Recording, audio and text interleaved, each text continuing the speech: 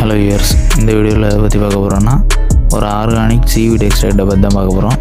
நீங்கள் ஸ்க்ரீனில் பார்க்குற மருந்து பார்த்திங்கன்னா பிஏ இண்டஸ்ட்ரீஸை சேர்ந்த பயோவீட்டா அப்படிங்கிற ஒரு மருந்து தான்.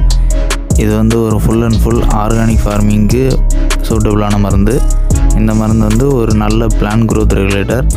இந்த மருந்தை யூஸ் பண்ணுறது மூலமாக தாவரத்துக்கு ஏற்படக்கூடிய நன்மைகள் என்னென்னு பார்க்கலாம். ஃபஸ்ட்டு, இது வந்து ஒரு தாவர வளர்ச்சி ஊக்கியாகவும் செயல்படும். இன்னொன்று வந்து தாவரத்தோட ஹெல்த்தை நல்லா வச்சுக்கிறதுக்கும் உதவும். இது மட்டும் இல்லாமல் இது வந்து மண்ணில் இருக்கக்கூடிய நுண்ணுயிரிகளை அதிகப்படுத்துது. எந்த மாதிரினா மண்புழுக்களை அதிகப்படுத்துறது மூலமாக மண்புழுகள் ஊடுருவுதல் அதிகமாக இருக்கும். அந்த மாதிரி ஆகும்போது அதிகமான வேர் பாய்ச்சல் இருக்கும். இந்த மருந்தை வந்து எல்லா காய் வகை பயிர்களுக்கும், பூ வகை பயிர்களுக்கும், தானிய வகை பயிர்களுக்கும் யூஸ் பண்ணலாம். இதோட டோசேஜ்னு பார்க்கும்போது 1 ml-லேருந்து 2 ml வரை 1 லிட்டர் தண்ணிக்கு பாலிஎஸ்பியில் கொடுக்கலாம். இந்த மருந்தோட ப்ரைஸ்ன்னு பார்க்கும்போது 1 லிட்டரு வந்து 700 ரூபாயிலேருந்து 800 ரூபா வரை மார்க்கெட்டில் அவைலபிளாக இருக்குது. இந்த மருந்து செடிகளுக்கு எப்படி ஒரு வளர்ச்சி ஊக்கியாக செயல்படுதுன்னா, எல்லா மேக்ரோ நியூட்ரியன்ஸும் சரி மைக்ரோ நியூட்ரியன்ஸும் சரி செடிகளுக்கு தேவையான அளவில் ஈக்குவலைஸ்டாக ப்ரொவைட் பண்ணுது. அதே மாதிரி இந்த மருந்து தாவரத்துக்கு தேவையான ஈரப்பதத்தையும் சத்துக்களையும் மண்ணில் இருந்து சுலபமாக எடுத்துக்கிறதுக்கு ரொம்பவே உதவியாக இருக்குது.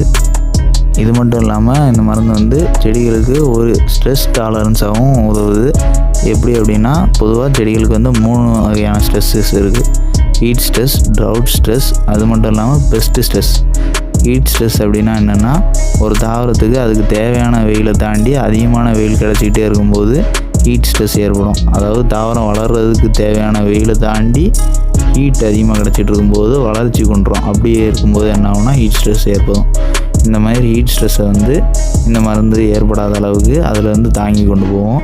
இது மட்டும் இல்லாமல் ட்ரவுட் ஸ்ட்ரெஸ் அப்படின்னு சொல்லக்கூடிய வறட்சியை தாங்கக்கூடிய தெம்பை வந்து செடிகளுக்கு இது கொடுக்கும். இது மட்டும் இல்லாமல் பெஸ்ட் ஸ்ட்ரெஸ் அப்படின்னா, இப்போது ஒரு புழுக்கள் தாக்குதலோ பூச்சி தாக்குதலோ இந்த மாதிரி அதிகமாக இருக்கும்போது என்ன ஆகும்னா செடியில் வந்து வளர்ச்சி அதிகமாக இருக்காது, வளர்ச்சி தான் ஏற்பட்டிருக்கும். வளர்ச்சி இல்லாமல் வளர்ச்சி வந்து கொண்டிருக்கும். அந்த மாதிரி தாக்குதலையும் இது வந்து தாங்கிறதுக்கு செடிகளுக்கு தேவையான வேர்பாய்ச்சலையும் அதில் வந்து மீண்டல்றதுக்கும் சுலபமான ஆற்றலை கொடுக்கும்.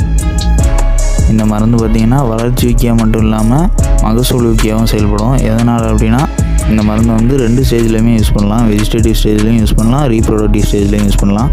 அப்படின்னா ஒரு செடியோ மரமோ பூ பூக்கிறதுக்கு முன்னாடியும் சரி, அப்படி இல்லைனா பூ பூத்து பிஞ்சு பிடிக்க போகிற நேரத்துலையும் சரி, இதை வந்து 2 ஸ்டேஜ்லேயுமே கொடுக்கலாம். எதனாலனா, இது வந்து பூக்கிறதுக்கு முன்னாடி கொடுக்கும்போது அதிகமான கொப்புகள் தளர்க்கிறத அதிகப்படுத்தும். அப்படி இல்லை அதிகமாக பூத்ததுக்கப்புறம் கொடுக்குறோம் அப்படின்னா பிஞ்சு பிடிக்கிற விகிதத்தை அதிகப்படுத்தும், பூக்கள் கொட்டுற எண்ணிக்கையை குறைக்கும். இப்படி ஆகும்போது என்ன ஆகும்னா டேரெக்டாக மகசூலோட எண்ணிக்கை வந்து கூடிரும், அளவும் கூடிரும். அதுவும் இல்லாமல் அதோட ஷேப்பும் கூடிரும், சைஸ் நல்லாயிருக்கும். இப்போ ஒரு ஃப்ரூட்டுன்னு எடுத்துக்கிட்டோன்னா அதோட சைஸ் நல்லாயிருக்கும். அப்படி இல்லைனா ஒரு ஃப்ளவர்னு எடுத்துக்கிட்டோன்னா அது வந்து நல்லா பெரிய மொட்டை வரும். இந்த மாதிரி ஆகும்போது என்ன ஆகும்னா ஈல்டு இன்க்ரீஸ் ஆகும். இந்த மருந்தை வந்து அனைத்து வகையான பூச்சிக்கொல்லிகள் கூடயும் சரி, அப்படி இல்லைனா பூஞ்சான கொல்லிகள் கூடயும் சரி, இது இல்லாமல் நுண்ணூட்ட சத்துன்னு சொல்லக்கூடிய மைக்ரோ நியூட்ரியன்ஸ், அப்படி இல்லைனா நேனோ நியூட்ரியன்ஸ், இந்த மாதிரி எல்லா வகையான நியூட்ரியன்ஸ் கூடயும் இதை வந்து சேர்த்து பயன்படுத்தலாம். செடிகளுக்கு இதால் எந்த பாதிப்பும் ஏற்படாது. இந்த வீடியோவில் ஏதாவது டவுட் இருந்துச்சுன்னா கமெண்ட் பண்ணுங்கள். இந்த மாதிரி விவசாயம் சம்மந்தமான வீடியோக்கள் தொடர்ந்து பார்க்குறதுக்கு நம்ம சேனலை மறக்காமல் சப்ஸ்கிரைப் பண்ணிங்க. சின்ன தோட்டமோ இல்லைனா மாடி தோட்டமோ யாராவது வச்சுருக்கவங்க உங்களுக்கு தெரிஞ்சவங்க இருந்தாங்கன்னா அவங்களுக்கு இந்த வீடியோவை மறக்காமல் ஷேர் பண்ணுங்கள்.